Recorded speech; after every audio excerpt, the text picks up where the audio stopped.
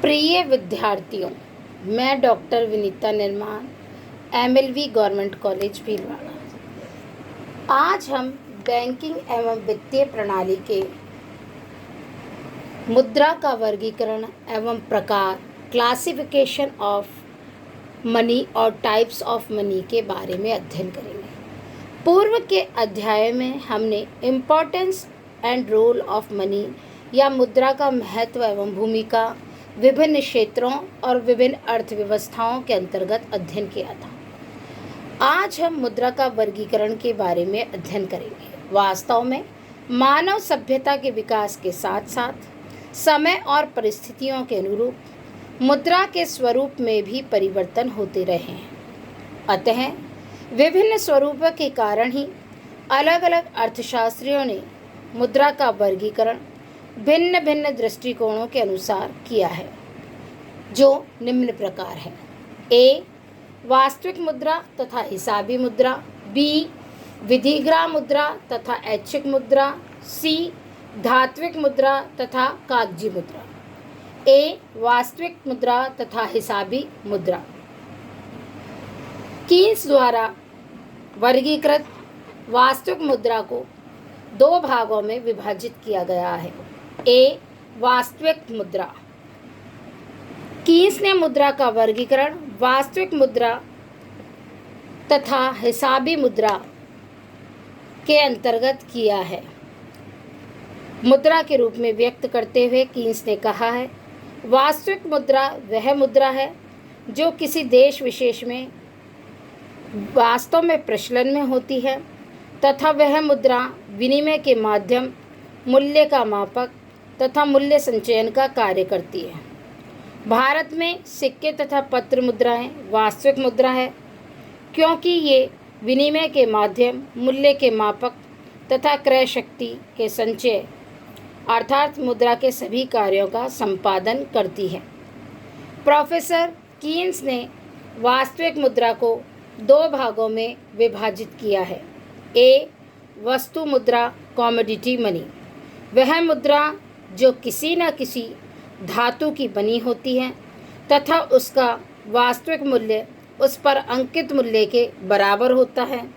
ऐसी मुद्रा को जिनमें आंतरिक मूल्य उसके बाह्य मूल्य के बराबर हो, पूर्णकाय मुद्रा भी कहते हैं। बी. प्रतिनिधि मुद्रा, रिप्रेजेंटेटिव मनी, यह वह मुद्रा होती है जो विनिमय के माध्यम तथा मूल्य के मापक के रूप में प्रचलित रहती है। मुद्रा स्वयं में तो मूल्यवान नहीं होती, किंतु मूल्यवान धातु में परिवर्तनीय होने के कारण उनका प्रतिनिधित्व करती है। सभी प्रकार की परिवर्तनशील कागजी मुद्राएं इसी श्रेणी में आती हैं। ऐसी मुद्रा संचयन के साधन के रूप में अनुपयुक्त मानी जाती है। कीन्स ने पुनः प्रतिनिधि मुद्रा को दो भागों में विभाजित किया है। ए. परिवर्तनीय मुद्रा, कन्वर्टेबल मनी, यह वह मुद्रा है जो बहुमूल्य धातु अथवा सोने चांदी में परिवर्तनीय होती है।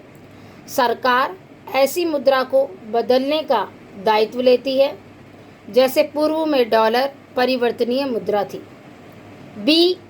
अपरिवर्तनीय मुद्रा, इनकन्वर्टेबल मनी, ऐसी मुद्रा से अभिप्राय यह है जिसको पदार्थ मुद्रा में परिवर्तन का दायित्व सरकार अपने ऊपर नहीं लेती।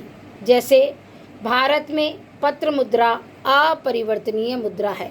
नेक्स्ट, हिसाब किताब की मुद्रा, मनी ऑफ अकाउंट, इसके अंतर्गत ऐसी मुद्रा जिसके रूप में ऋण, वस्तुओं का मूल्य तथा सामान्य क्रय शक्ति व्यक्त की जाती है, अर्थात इस मुद्रा के रूप में हिसाब किताब रखे जाते हैं। सामान्यतः वास्तविक मुद्रा ही हिसाब किताब की मुद्रा मानी जाती है, परंतु कभी कभी विशेष परिस्थितियों में दोनों में अंतर भी पाया जाता है। जैसे द्वितीय विश्व युद्ध के समय भारत में रुपया वास्तविक मुद्रा और हिसाबी मुद्रा दोनों ही था, परंतु जर्मनी में भारी मुद्रा प्रसार के कारण वास्तविक मुद्रा और प्रचलित मुद्रा में अंतर हो गया। प्रचलित मुद्रा मार्क थी, परंतु हिसाब किताब की मुद्रा फ्रैंक व डॉलर थी, क्योंकि मार्क के मूल्य में भारी उतार चढ़ाव था, जबकि फ्रैंक व डॉलर में सापेक्षिक स्थायित्व था। बी, वैधानिकता के आधार पर मुद्रा का वर्गीकरण। वैधानिकता के आधार पर भी मुद्रा को दो वर्गों में विभाजित किया जा सकता है। ए, विधिग्राम मुद्रा, लीगल टेंडर। विधिग्राम मुद्रा का तात्पर्य उस मुद्रा से है जो सरकार द्वारा मुद्रा घोषित है तथा उसे विनिमय के माध्यम, मूल्य के मापक तथा भुगतान के साधन के रूप में स्वीकार करना अनिवार्य है, अर्थात ऐसी मुद्रा को अस्वीकार करने पर दंड दिया जा सकता है। नेक्स्ट, विधिग्राम मुद्रा को पुनः दो भागों में विभाजित किया जा सकता है। असीमित विधिग्राम मुद्रा, यह वह मुद्रा है जिसे भुगतानों व अन्य लेन देनों में असीमित मात्रा में स्वीकार करने को वैधानिक बाध्यता है। कोई व्यक्ति उन्हें भुगतानों के निपटारों में अस्वीकार करने पर दंडित किया जा सकता है। भारत में सभी प्रकार के कागजी नोट, 1 रुपये के सिक्के तथा 50 पैसे के सिक्के असीमित विधिग्राम मुद्रा है। नेक्स्ट है सीमित विधिग्राम मुद्रा, अर्थात लिमिटेड लीगल टेंडर। इसका तात्पर्य यह है कि ऐसी मुद्रा जिसे सभी प्रकार के लेन देनों एवं भुगतानों के निपटारों में एक सीमा तक ही लेने के लिए बाध्य किया जा सकता है। इस सीमा से परे या अधिक होने पर वैधानिक बाध्यता नहीं होगी, वरन भुगतान प्राप्तकर्ता की इच्छा पर निर्भर करेगा। जैसा कि भारत में विभिन्न प्रकार के पैसों के संबंध में कुछ सिक्के पूर्व में 25 पैसे तक सीमित विधिग्राम थे और वर्तमान में 5 रुपये तक, क्योंकि इन सब में 25 रुपये से अधिक के भुगतान के लिए व्यक्ति बाध्य नहीं कर सकता। केवल भुगतान प्राप्तकर्ता 25 रुपये तक के लिए ही बाध्य है, अधिक के लिए नहीं। बी, पत्र मुद्रा, ऐच्छिक मुद्रा। यह वैधानिकता के आधार पर द्वितीय वर्गीकरण है, जिसके अंतर्गत वह मुद्रा जिसके पीछे कोई वैधानिक शक्ति स्वीकार करने को बाध्य नहीं करती, वरन जनता के द्वारा सामान्यतः स्वतः ही स्वीकार कर लिया जाए, तो उसे ऐच्छिक मुद्रा कहते हैं। इसके अंतर्गत वे सब साख मुद्राएं आती हैं जो यथा चेक, हुंडी, प्रतिज्ञा पत्र, विनिमय विपत्र आदि के रूप में प्रचलित होती है। इस मुद्रा का चलन क्षेत्र सीमित तथा जारी करने वाले व्यक्ति की साख पर निर्भर करता है। इसे इसीलिए साख मुद्रा, क्रेडिट मनी भी कहा जाता है। सी, पदार्थ के आधार पर वर्गीकरण। पदार्थ के आधार पर भी मुद्रा को दो भागों में वर्गीकृत किया जा सकता है। ए, धात्विक मुद्रा। यह वह मुद्रा होती है जो किसी धातु से बनी होती है, जैसे सोना, चांदी, तांबा, पीतल, जस्ता व एल्यूमिनियम आदि। ये धात्विक सिक्के या मुद्रा भी 3 प्रकार के हो सकते हैं: प्रामाणिक या मानक, सांकेतिक और टोकन मनी। नेक्स्ट है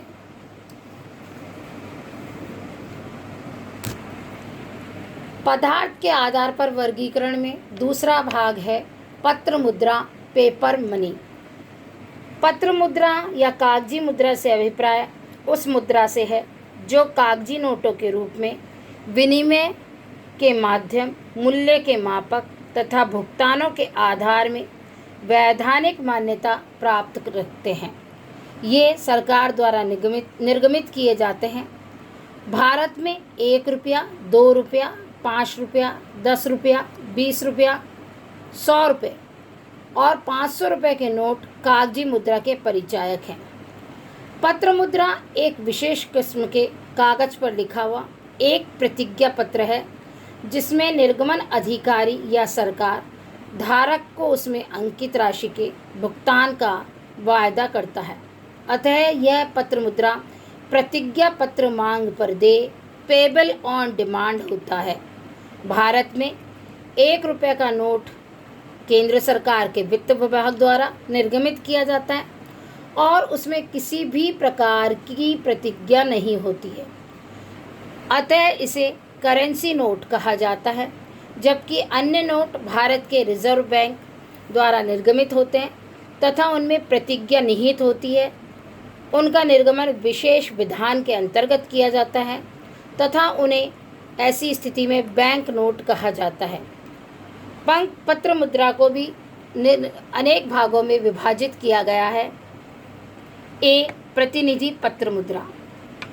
यह वह पत्र मुद्रा जिसके निर्गमन के पीछे 100% सोना या चांदी रक्षित कोष में रखा जाता है, ऐसी मुद्रा को प्रतिनिधि पत्र मुद्रा कहा जाता है। नेक्स्ट है परिवर्तनीय पत्र मुद्रा। यह वह पत्र मुद्रा है जिसको मुद्रा निर्गमन अधिकारी मांग पर स्वर्ण या रजत अथवा देश के प्रधान मुद्रा में परिवर्तन करने की गारंटी प्रदान करता है। सी, अपरिवर्तनीय पत्र मुद्रा। वर्तमान में बढ़ती हुई मुद्रा मांग तथा बहुमूल्य धातुओं की सीमित पूर्ति के कारण प्रतिनिधि या परिवर्तनशील पत्र मुद्रा अतीत की कल्पना बन गई है। आधुनिक युग में प्रत्येक राष्ट्र सस्ती, लोचदार एवं प्रगतिशील मुद्रा व्यवस्था अपनाना पसंद करता है। नेक्स्ट, प्रादिष्ट मुद्रा। जब किसी देश में युद्ध, राजनीतिक अथवा आर्थिक संकट के समय सरकार अपने व्यय में अप्रत्याशित वृद्धि के कारण बिना किसी धात्विक कोष के पत्र मुद्रा का निर्गमन कर व्यय का भार उठाती है, तो ऐसी मुद्रा को प्रादिष्ट मुद्रा कहा जाता है। नेक्स्ट, उपरोक्त सभी भारत में प्रचलित या कीन्स द्वारा प्रतिपादित मुद्रा का वर्गीकरण के उदाहरण हैं। ए, वास्तविक मुद्रा तथा हिसाबी मुद्रा। बी, विधिग्राम मुद्रा तथा ऐच्छिक मुद्रा। और सी, धात्विक मुद्रा तथा कागजी मुद्रा। इन सभी का विस्तार पूर्वक अध्ययन हम अगले व्याख्यान में इनके गुण एवं दोष और इनकी प्रासंगिकता के आधार पर करेंगे।